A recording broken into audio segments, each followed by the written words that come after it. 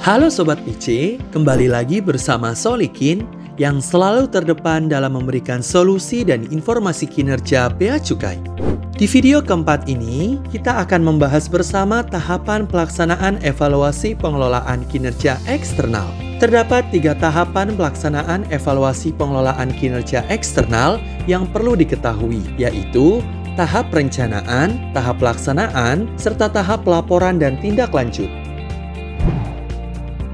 Pada tahap perencanaan, pengelola kinerja organisasi unit eselon 1 menetapkan rencana evaluasi pengelolaan kinerja eksternal paling lambat pada tanggal 31 Januari tahun berjalan.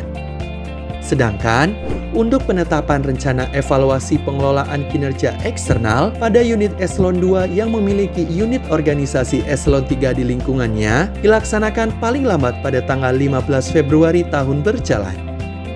Setelah penetapan evalui, tim evaluator menyampaikan rencana waktu pelaksanaan berupa timeline pelaksanaan evaluasi, susunan tim evaluasi, dan permintaan data atau dokumen paling lambat 1 bulan sebelum evaluasi dilaksanakan.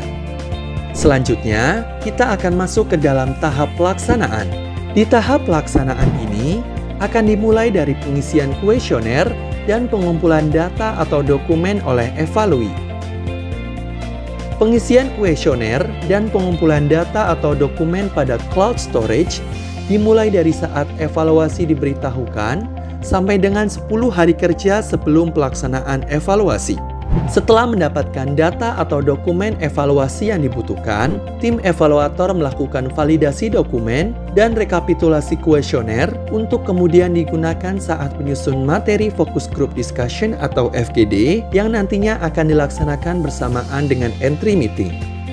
Pada hari pertama, evaluasi akan diawali dengan pelaksanaan kegiatan entry meeting.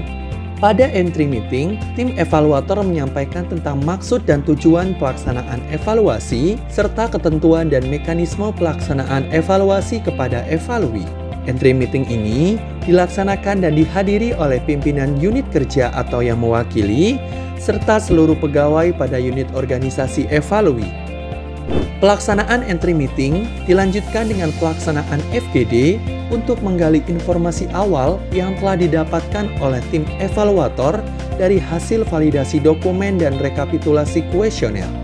Setelah pelaksanaan entry meeting dan FGD, tim evaluator melaksanakan wawancara kepada pejabat dan pegawai yang ditunjuk sebagai sampel dengan memperhatikan keterwakilan pejabat dan pegawai yang menjadi responden kuesioner.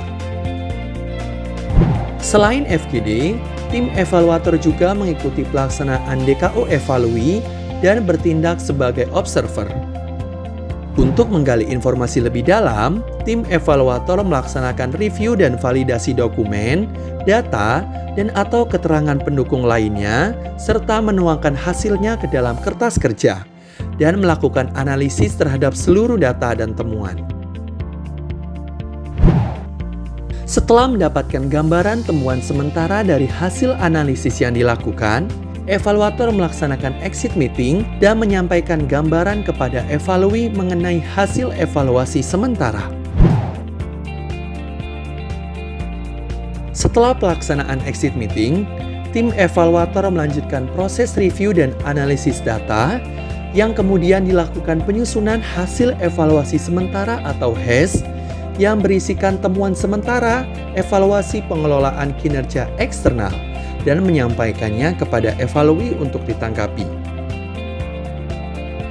Setelah mendapatkan tanggapan dari evalui, tim evaluator melakukan pembahasan dan analisis kembali terhadap temuan sementara hasil evaluasi. Kemudian, jika dirasa perlu, maka tim evaluator dan evalui akan membahas tanggapan tersebut sebelum nantinya tim evaluator akan menerbitkan laporan hasil evaluasi atau LHE. LHE ini memuat informasi tentang nilai evaluasi dan rekomendasi terhadap pelaksanaan pengelolaan kinerja pada unit evalui. Rekomendasi ini wajib ditindaklanjuti dan dilaporkan pelaksanaannya oleh evalui kepada tim evaluator.